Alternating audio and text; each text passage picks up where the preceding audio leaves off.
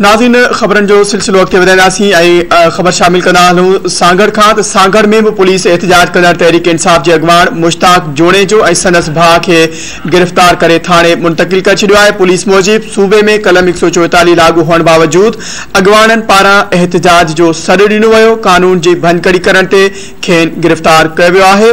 ख़बर जे हवाले सां नाज़रीन अवां खे हिकु ॿीहर आगाह कंदा हलूं। इहा अहम ख़बर अवां सां शेयर कंदा हलूं त हुकूमत ख़िलाफ़ सिंध जे ॿियनि शहरनि जीअं सांगड़ में भी पुलिस एहतजाज कंदड़ तहरीक इंसाफ़ के अॻवान के गिरफ़्तार किया है, जैमें बुधायो वञे पियो त तहरीक इंसाफ़ जो अॻवान मुश्ताक जोणे जो ऐं संदसि भाउ के गिरफ़्तार करे थाने ते मुंतक़िल करे छॾियो आहे। पुलिस मूजिब सूबे में कलम 144 लागू हुअण बावजूद अॻवाननि पारां एहतजाज जो सॾु ॾिनो वियो। कानून जी भञकड़ी करण ते खेनि गिरफ़्तार कयो वियो आहे। इन हवाले से वधिक तफ़सील मालूम कंदासीं। धरती टीवी सांगड़ जो रिपोर्टर सारंग वसाण असां सां लाइन ते मौजूद है।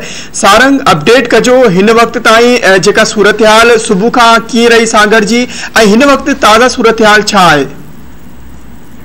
जी बिल्कुल तव्हांखे ॿुधायां त जेको सिंध हुकूमत पारां 144 कलम लागू कयो वियो हो, उन हवाले सां अॼु पीटीआई अॻवान मुश्ताक जोणे जो पारां जेका आहे एहतजाज जी काल ॾिनी वई, जॾहिं त Sanghar police DSP Asif Arain SHO Sanghar Maqsood Raza Mangalhar पंहिंजी नफ़री साण करे पीटीआई अॻवान मुश्ताक जोणे जो ऐं उनजो भाउ आहे एसटीपी अॻवान जबार जोणे जो समेत मुख़्तलिफ़ ॿियनि कारकुननि खे बि जेको आहे गिरफ़्तार करे वरितो आहे।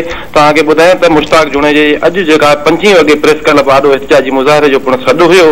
तहरीक इंसाफ़ जे अॻवाननि जो चवणो हो त मुश्ताक जोणे जी गिरफ़्तारी लाइ काल्ह खां छापा हया पिए विया, पर पुरअमन सियासी कारकुन खे पीपल्स पार्टी जी हुकूमत नून लीग जी वंगार बंदे गिरफ़्तार करे रही आहे, जॾहिं त हिन वक़्तु सांगड़ जे मुख़्तलिफ़ रोडनि ते जेको आहे पुलिस जी नफ़री जेका आहे उहा मौजूदु आहे ऐं 144 कलम जेको लागू थियल आहे उन ते जेको आहे अमल पूर्ण कराए पियो वञे। जी अच्छा सारंग, इन खां अलावा ॿियूं के गिरफ़्तारियूं अमल में आयूं आहिनि?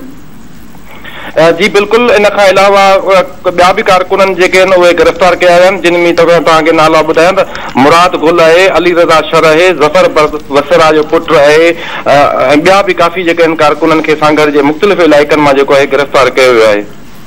अपडेट करण लाइ अवां जी वॾी महिरबानी। नाज़रीन सारंग असां सां लाइन ते मौजूद हो। सांगड़ जी सूरत हाल जे हवाले सां असांखे ॿुधाए रहियो हो, जिते पिणु तहरीक इंसाफ़ जा कारकुन एहतजाज करे रहिया हुआ, जिन मां कुझु कारकुननि खे गिरफ़्तार कयो वियो आहे। ख़बर जे हवाले सां अवां खे आगाह करे आहियूं। इहा ख़बर अवां सां शेयर कंदा रहूं। सांगड़ खां त तहरीक इंसाफ़ अॻवान मुश्ताक जोणे जो पंहिंजे भाउ समेत गिरफ़्तार कयो वियो आहे। सांगड़ मां पुलिस तहरीक इंसाफ़ जे अॻवाननि खे पेट्रोल पंप तां गिरफ़्तार करे थाणे ते मुंतक़िल करे छॾियो आहे।